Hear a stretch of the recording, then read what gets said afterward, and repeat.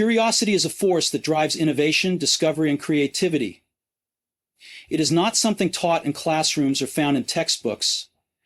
It is an innate desire to understand, to learn, to explore the unknown. When I dropped out of Reed College, it wasn't because I didn't value education. It was because I couldn't find meaning in the structured path laid out before me.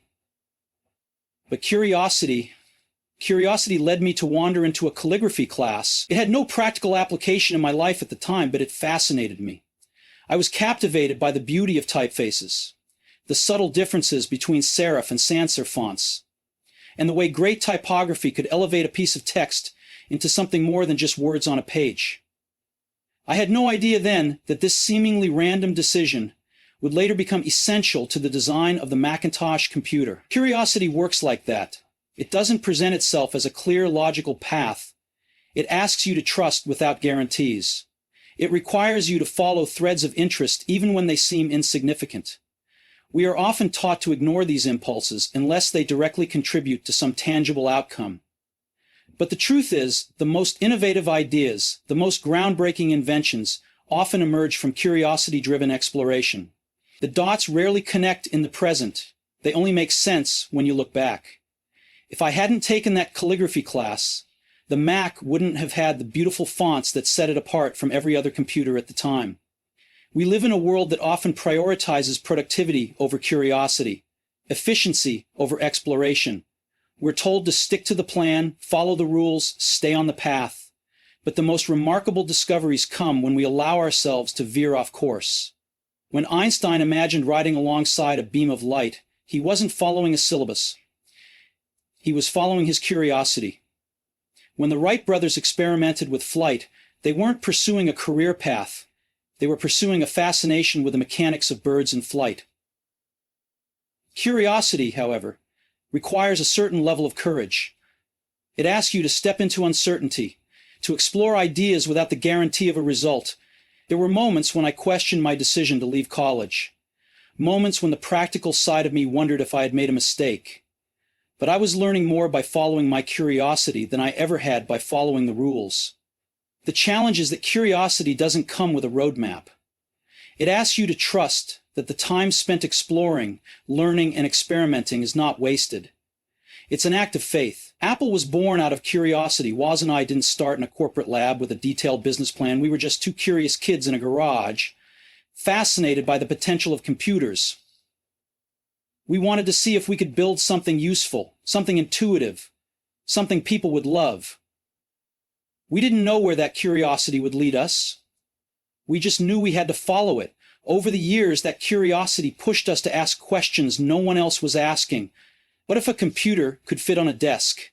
What if a phone could also be an iPod and an internet communicator? What if technology could be not just functional, but beautiful? But curiosity isn't just about asking big, groundbreaking questions. It's about paying attention to the small details others overlook. It's about wondering why typography matters when everyone else focuses on processing power. It's about caring deeply about the feel of a device in someone's hand, even when focus groups tell you that people only care about features. Curiosity is often inconvenient. It leads you down paths that seem unrelated, inefficient, even foolish. But in the end, those detours often lead to the most profound insights. The challenge is that curiosity requires us to let go of certainty. It asks us to embrace the possibility of failure. Not every curiosity-driven experiment will yield success. I've had my share of failures. Projects that went nowhere, ideas that didn't catch on, products that didn't live up to expectations. But the failures didn't matter as much as the learning that came from them. Each failure added to the tapestry of experience that fueled the next breakthrough. In a world obsessed with productivity, efficiency, and immediate results, curiosity remains an act of rebellion. It reminds us that the most extraordinary ideas often come from ordinary moments of wonder. The calligraphy class, the late-night conversations in a garage, the fascination with the simplicity of a music player's interface. These were not strategic decisions guided by market research. They were moments of curiosity, pursued for the sheer joy of learning and creating. So, if you find yourself intrigued by something seemingly trivial, pay attention. If you feel drawn to explore an idea that doesn't fit neatly into your plans, follow it.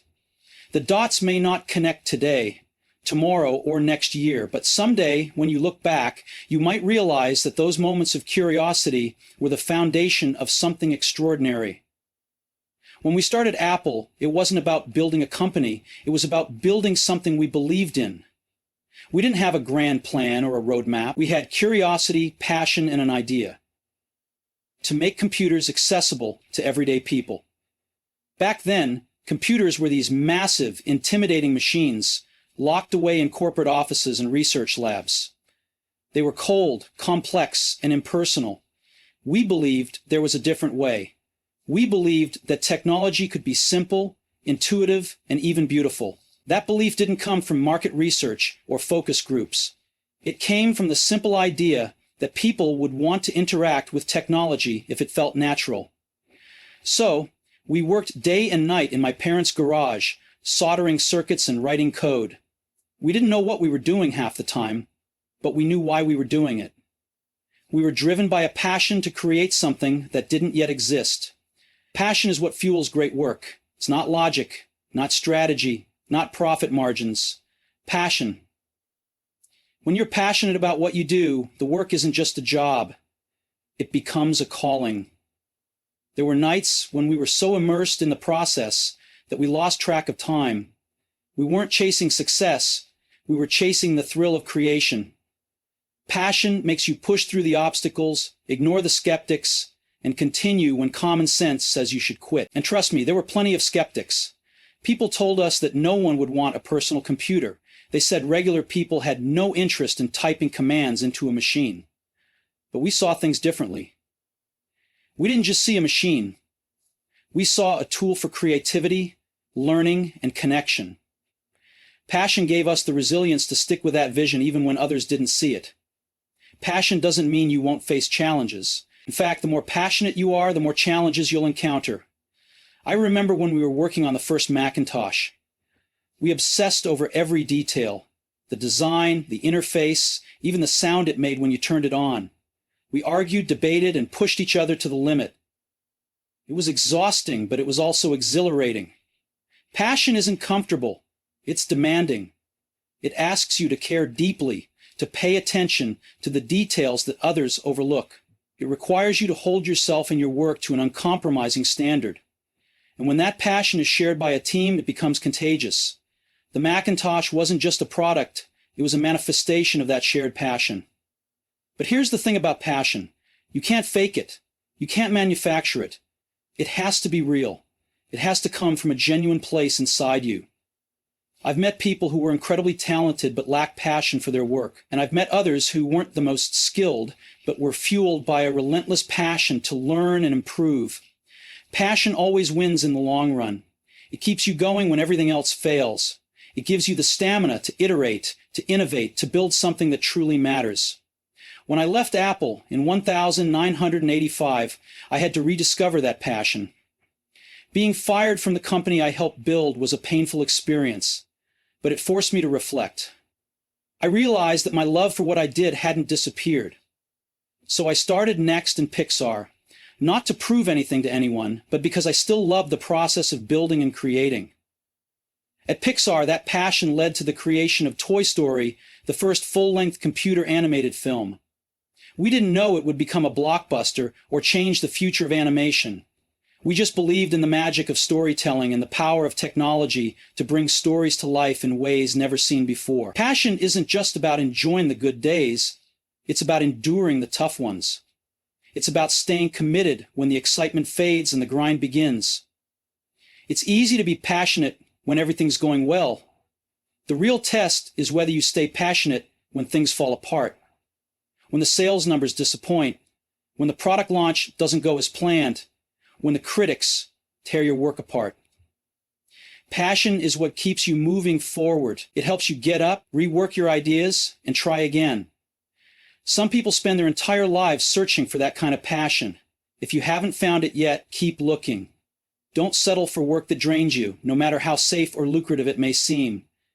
Life is too short to spend it doing something you don't love. Passion is the foundation of great work, and great work is what brings meaning and fulfillment to our lives. If you're lucky enough to find what you love, give it everything you have. Immerse yourself in it, let it challenge you, let it consume you in the best way possible. Because when you work with passion, you're not just building products or services, you're building a legacy of craftsmanship, creativity, and impact. Passion is the engine of innovation. It turns ordinary people into visionaries, small ideas into world-changing inventions, and fleeting moments into enduring legacies. It's not easy, it's not predictable, but it's always worth it. Passion is what transforms work into art and ambition into achievement. And in the end, it's not the money, the fame, or the awards that matter. It's the passion that makes the journey worthwhile. Life has a way of surprising us. Sometimes it gives us exactly what we expect. Other times, it throws a curveball that changes everything. When I was 30, I got fired from Apple. The company I had started in my parents' garage, the company I had poured my heart and soul into, decided it didn't need me anymore. It felt like someone had kicked me in the gut. How do you get fired from your own company? Well, as Apple grew, we hired people who were smart and experienced, but when visions clash, things get complicated. The board sided with the new CEO, and just like that, I was out. I remember sitting outside, feeling like I had lost my purpose. The headlines were brutal. Steve Jobs ousted from Apple. I was humiliated, angry, and scared. But in that darkness, something unexpected happened. I realized that even though I had lost my job, I hadn't lost my passion. I still loved what I did. The work itself, the process of building, creating, and innovating, was still inside me. I decided to start again. Looking back, getting fired from Apple was the best thing that ever happened to me. At the time, I thought it was a disaster. But it turned out to be a gift. It gave me the freedom to think differently, to take risks, to create without the weight of success on my shoulders. I started a new company called Next, and I invested in Pixar, a small animation studio with big dreams. Next was focused on building powerful computers for education and business. We didn't know if it would work, but we were passionate about the technology. Pixar, on the other hand, was an even bigger gamble. We were trying to make a full-length computer animated film, a concept that seemed impossible. People said it couldn't be done, but we believed in the power of storytelling and the potential of computer graphics. Years later, Pixar released Toy Story, the first entirely computer-animated movie, and it was a massive success. The funny thing is, if I hadn't been fired from Apple, Pixar might never have happened. And without Pixar, animation wouldn't have evolved the way it did. Success has a strange way of showing up when you least expect it. Next, which many thought was a failure, built an operating system that Apple eventually bought. And with that acquisition, I found myself back at Apple. The technology we created at Next became the foundation for Mac OS X, the software that powered iMacs, iPods, iPhones, and iPads. The very setback that felt like the end of my career was actually a detour to something bigger. Failure is part of the process. It's not the enemy, it's a teacher. It strips away the inessential and reveals what truly matters. When I was fired, I realized I had been so focused on running a company that I had forgotten the simple joy of creating.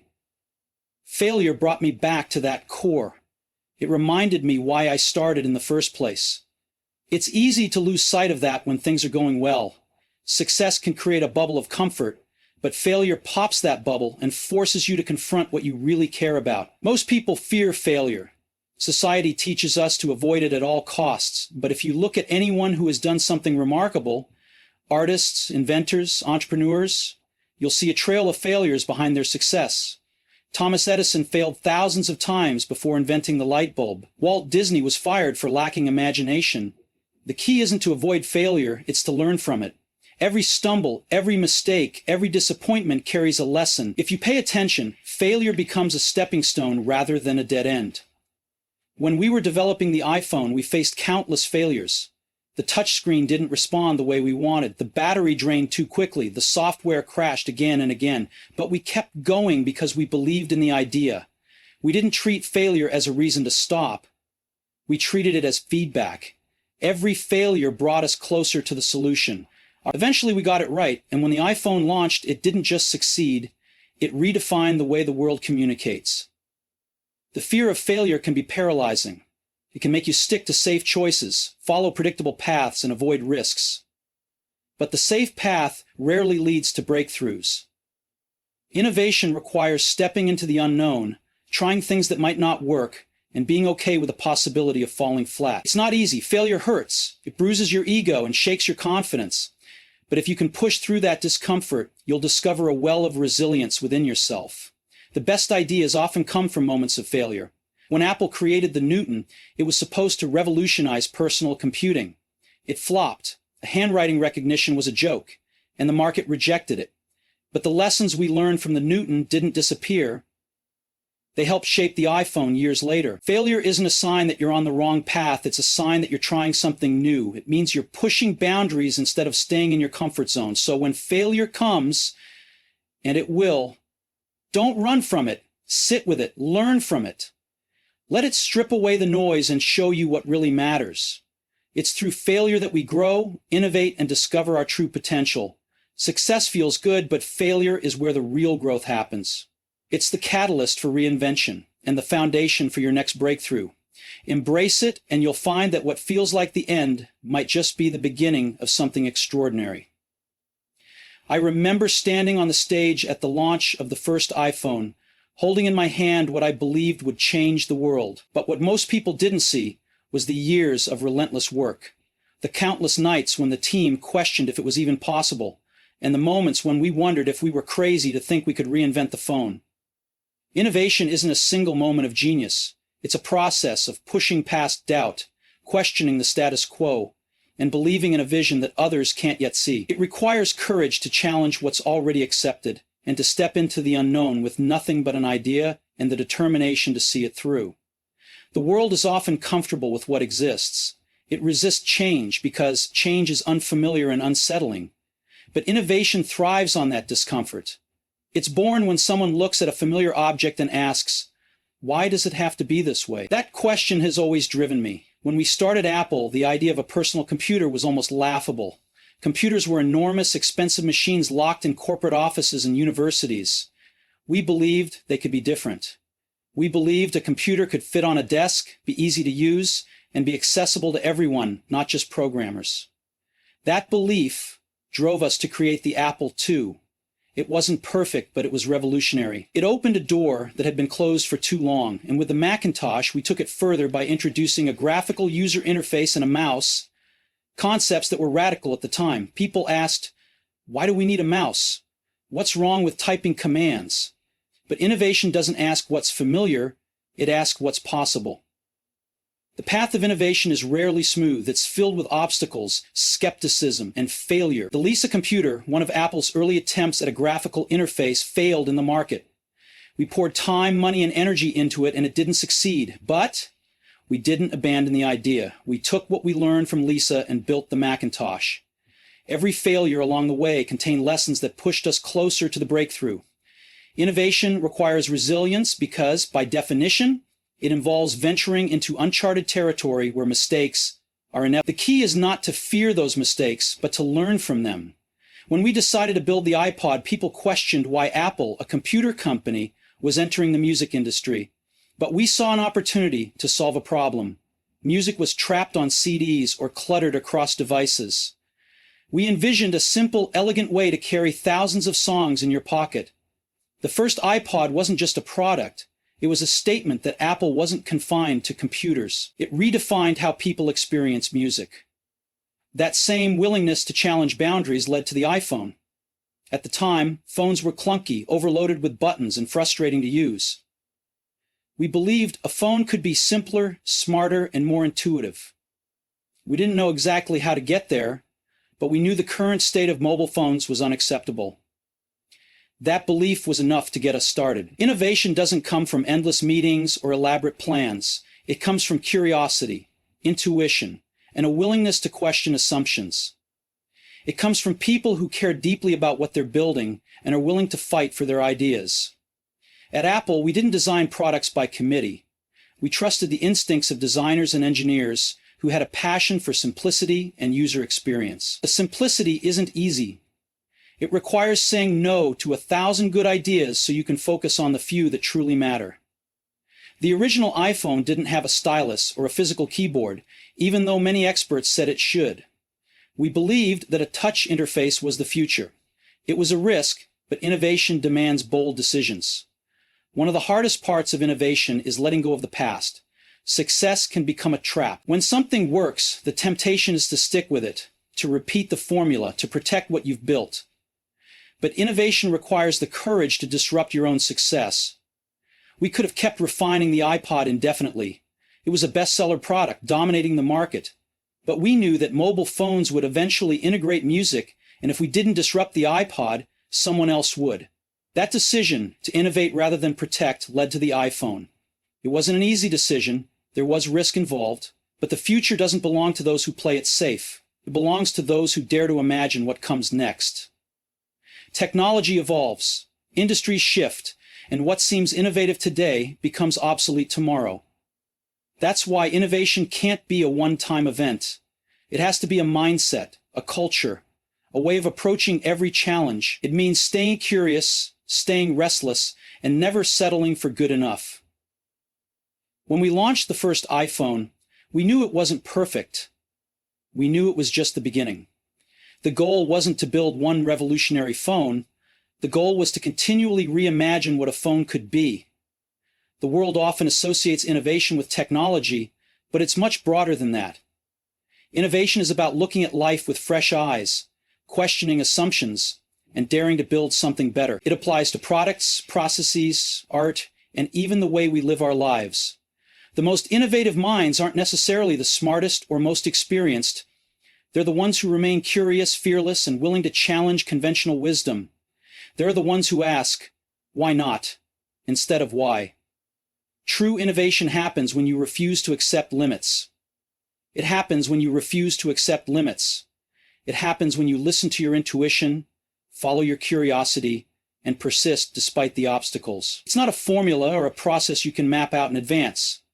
It's a mindset, a way of thinking that embraces uncertainty and sees possibilities where others see problems. And when you innovate with purpose and passion, you don't just create products, you create the future. The world needs more innovators, more risk takers, more people willing to challenge the way things are in pursuit of what they could be. Because in the end, innovation isn't about technology, it's about possibility and the belief that the best ideas are yet to come. When I was young, I read a quote that said, "If you live each day as if it were your last, someday you'll most certainly be right." It left a mark on me. For the past 33 years, I've looked in the mirror every morning and asked myself, if today were the last day of my life, would I want to do what I'm about to do today? And whenever the answer has been no for too many days in a row, I know I need to change something. Time is our most precious resource, and yet we often live as if it's infinite. We get caught up in routines, in responsibilities, in expectations. But when you remember that your time is limited, it gives you clarity. It strips away the distractions and reminds you to focus on what truly matters.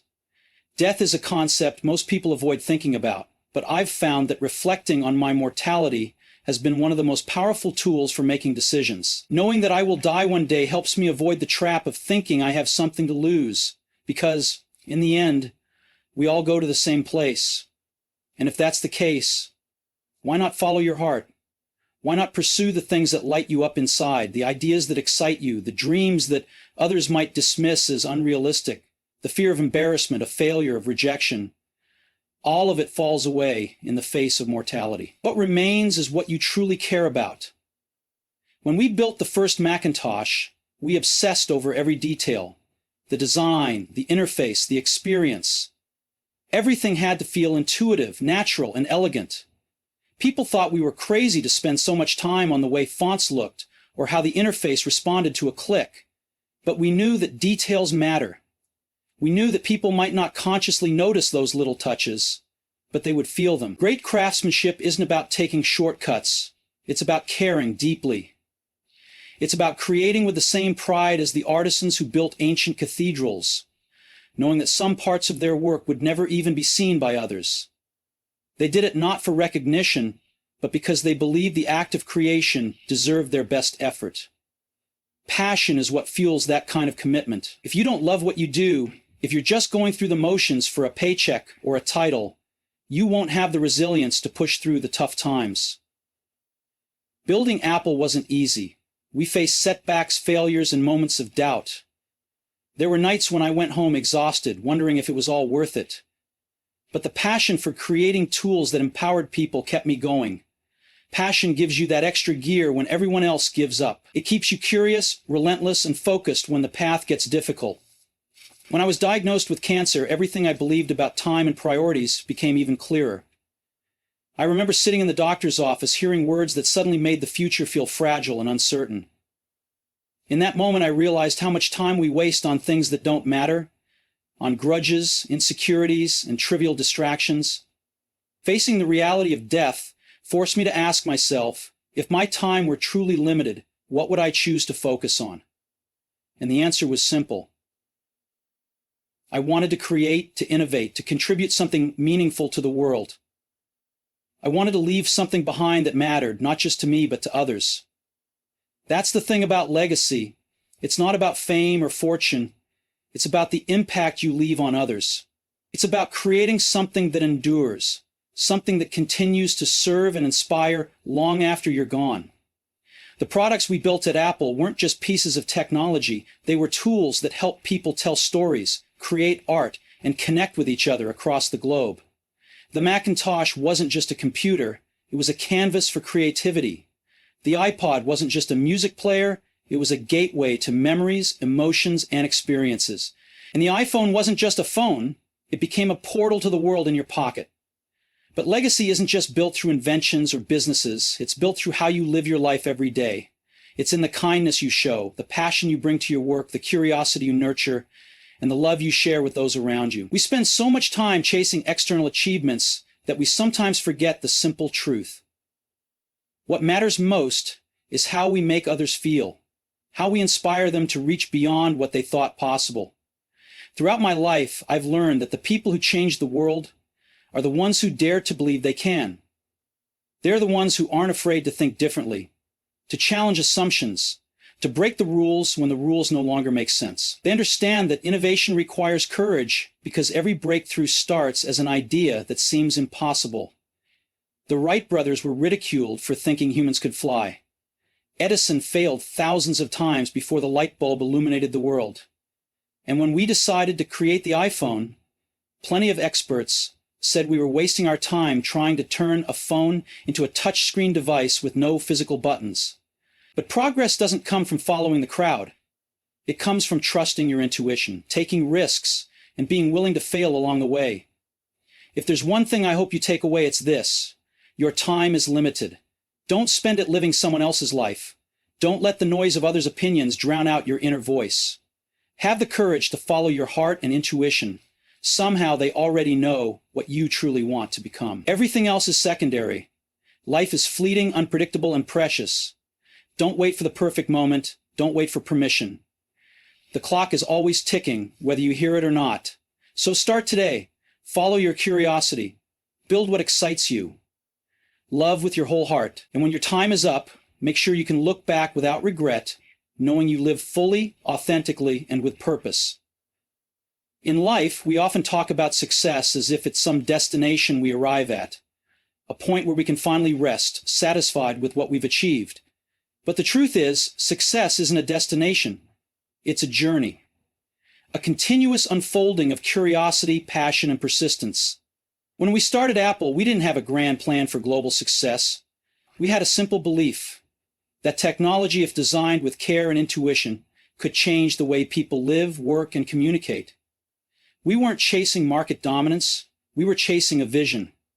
We were driven by the excitement of building something that had never been built before, of solving problems that others didn't even see. That sense of purpose was our compass. And over the years, I've come to realize that the most remarkable innovations don't come from a desire to beat the competition. They come from a desire to create something meaningful, something that matters. When I was a kid, my father showed me how to build a fence. He said, When you're making something, make sure the back is just as beautiful as the front, even if no one sees it. That lesson stuck with me. Excellence isn't about what's visible to the world, it's about the standards you hold yourself to, even when no one's watching. At Apple, we obsessed over the details. The curvature of the corners, the smoothness of the interface, the feel of the device in your hand. We didn't do it because focus groups demanded it. We did it because we believed that craftsmanship is an expression of respect for the user. It's about saying, we care enough to make this the best it can be. Passion is the fuel for that kind of commitment. Without passion, work becomes mechanical. You start counting hours instead of chasing ideas. When we were developing the first Mac, the team worked tirelessly, sometimes through the night, fueled by the belief that they were part of something groundbreaking. I remember walking into the office at 2 a.m. and finding engineers arguing passionately about the pixel-perfect placement of icons. It wasn't just a job for them, it was a mission. Passion doesn't guarantee success, but it guarantees resilience. It keeps you going when things get tough, when the obstacles seem insurmountable, and when the world questions your vision. And the world will question you. Innovation, by definition, challenges the status quo. It makes people uncomfortable. When we introduced the iPod, people said, why would anyone want 1,000 songs in their pocket? When we launched the iPhone, critics mocked the idea of a phone without a physical keyboard. But innovation isn't about following trends. It's about trusting your intuition. It's about looking beyond what exists and imagining what could be. The greatest breakthroughs often look ridiculous at first because they break the mold of conventional thinking. The Wright brothers were mocked for trying to fly. Tesla was dismissed as a dreamer. But they saw something others didn't, and they had the courage to pursue it. That courage doesn't come from certainty. It comes from curiosity. It comes from being willing to say, I don't know how, but I believe it's possible. When we started working on the iPhone, we didn't have all the answers. We faced technical challenges that seemed impossible. The touchscreen technology was inconsistent. The battery life was terrible. The software kept crashing. There were days when it felt like we were chasing a ghost. But curiosity kept us going. We kept asking, what if we try this? What if we rethink that? Curiosity opens the door to possibilities. It invites you to experiment, fail, learn, and try again. Failure, as much as it stings, is an essential part of that process. When I got fired from Apple, I felt like I had lost everything. But in hindsight, it was a gift. It freed me from the expectations of success and reconnected me with the joy of creating. I went on to start Next and invest in Pixar. Pixar revolutionized animation, and Next developed the technology that brought me back to Apple. The dots connected, but only when I look back. In the moment, it just felt like failure. That experience taught me something invaluable. You can't connect the dots looking forward. You can only connect them in hindsight, so you have to trust that the dots will connect somehow. That belief will give you the confidence to follow your heart, even when the path is unclear. Throughout my journey, I've met brilliant people who never realized their potential because they were trapped by fear. Fear of failure, fear of judgment, fear of stepping into the unknown. But fear is just a shadow.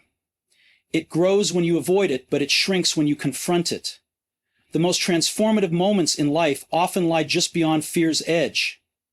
If we had let fear dictate our choices, we would never have built the Macintosh, the iPod, the iPhone, or the App Store. Every breakthrough required a leap of faith, a willingness to bet on the unseen. In the end, the question isn't whether you'll face challenges.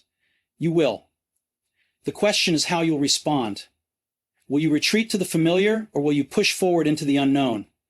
The ones who change the world aren't necessarily the smartest or the most experienced. They're the ones who refuse to give up, who stay curious, who keep believing in their vision when everyone else has stopped. The ones who change the world are the ones who dare to think differently. And if you find something you love, if you discover a mission that sets your soul on fire, then go all in. Don't hold back. Don't settle. Build, create, innovate, not for recognition, not for profit, but because the act of creation is its own reward. Because when you do that, you leave a mark that time can't erase. And that, in the end, is what it means to truly live.